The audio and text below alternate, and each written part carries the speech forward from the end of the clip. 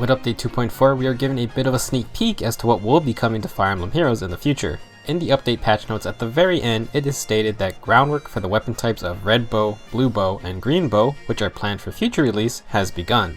The icons for these weapon types are actually in the game UI if you want to see them. Now I'm making this video before any announcement of a colored bow or archer, so please keep that in mind as I address how I think these new weapons will impact the game. So how will this work exactly? Now I believe colored archers will work similarly to the way dragon units work, including how their weapons are shared.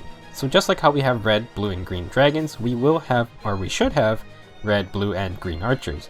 Every bow weapon would also be inheritable by every archer, and I have a few points to support that. First, this is how the dragon unit class shares inheritable weapons. I can use Adult Tiki, who is a red unit, and I can pass on her lightning breath weapon skill to a green dragon like Faye.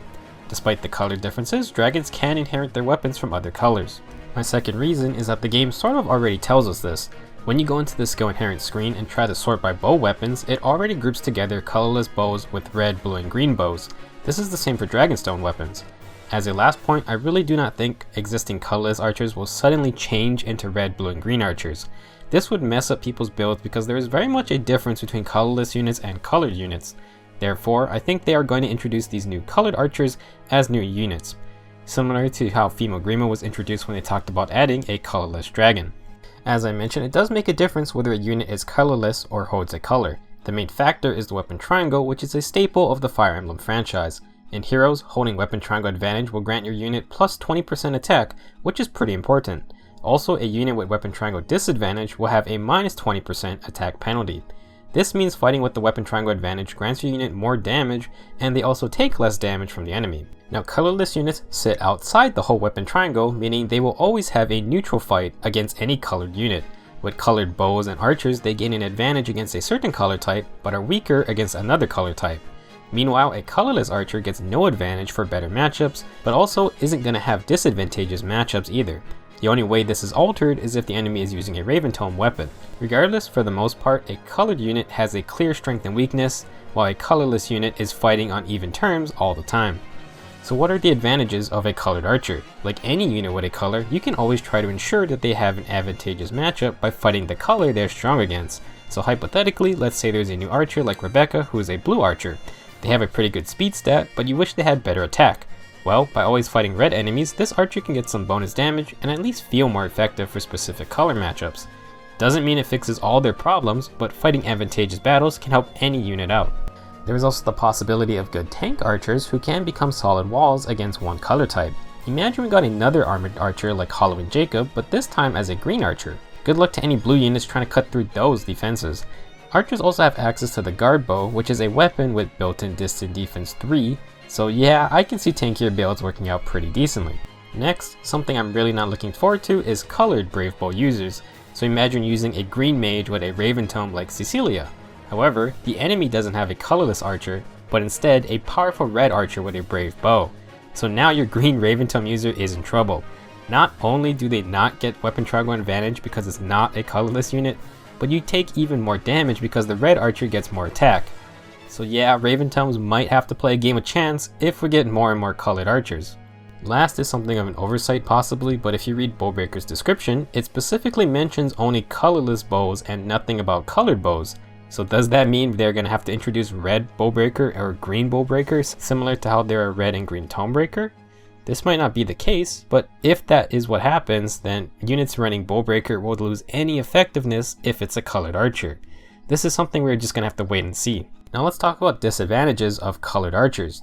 As mentioned, colorless units have neutral matchups against everything except Raven Tomes. By having no disadvantageous matchups, they are better for fighting against every color, and this can be important for tanks. Say you build Niles or Innis to tank magic damage. They can't mitigate damage against one specific color, but they also aren't inherently weak to any one other color either. Basically, they cover everything decently well. This is especially effective when you have to fight multiple colors and you don't always know what's coming ahead of time. Another disadvantage is that colored archers are going to lose access to a certain color of breaker skills. Now this isn't too crazy, but normal colorless archers can use every kind of breaker skill, and that can be vital for a build or team composition. If you have a green archer, you won't be able to run Swordbreaker or Red Tomebreaker, and these are powerful effects. Again, this is just from what I can see in game, and it might change when we do actually get a colored archer. Last, one small thing, it seems like colored archers will also not be able to use cancel affinity, and while it's not really a common skill because it's so niche, I just thought I would point it out. So I thought it would be interesting to look at a chart of all the different weapon types and what rows they cover. So on the left we have two rows, one being for physical damage and the other for magical damage. Our columns are for colored melee units, colorless melee units, colored range units, and finally colorless ranged units. So physical colored melee units are just our usual swords, lances, and axes. Their magical counterparts are the three colors of dragons.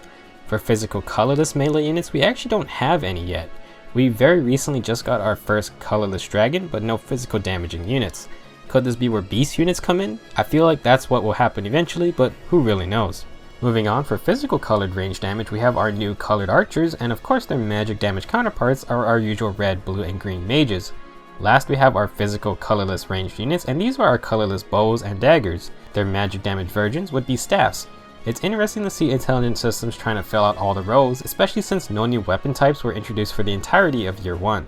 Availability will become a big factor, so I can see a lot of hype for our first couple of colored archers. So some overall thoughts, I think colored archers have higher highs and lower lows. That is due to the weapon triangle and the balance of strength and weaknesses. One positive over colorless archer is that usually players always try to ensure advantageous matchups anyways, meaning colored archers might seem stronger as long as you pick the right fights. Second, I do believe they will have to introduce completely new units to have colored archers. I do not think they would reassign older colorless archers to different colors, and like with female Grima, it's going to be a while before players have a choice of which colored archer they want to use. Last, I don't think they will make a game-changing impact. Even strong units like Reinhardt are easier to handle since you can fight him with a color advantage. One reason Brave Lyn is so good is that she has no color weakness, and you have to go out of your way to either run a Raven Tome or a unit with Bow Breaker. Colored archers may be good, but they definitely won't make colorless archers obsolete. Now I did want to release this video before the next legendary hero was revealed, and that is because there's a lot of speculation that the new hero will be a colored archer. Specifically a green archer because Gunthra isn't returning on this banner and the legendary heroes don't seem to share colors. That is pure speculation, but it's not the craziest guess because our first colorless dragon came out relatively soon after we were told they were going to be a thing. I mean, why even put in the groundwork for the new weapon types if you aren't going to use them soon? So it wouldn't surprise me at all if the next legendary hero is a colored archer of some kind. Tell me your guys' thoughts on colored bows / archers, and do you think the next legendary hero is going to be the fabled green archer? I suppose we'll find out soon enough, but that's it for this video, and I'll see you guys in the next one.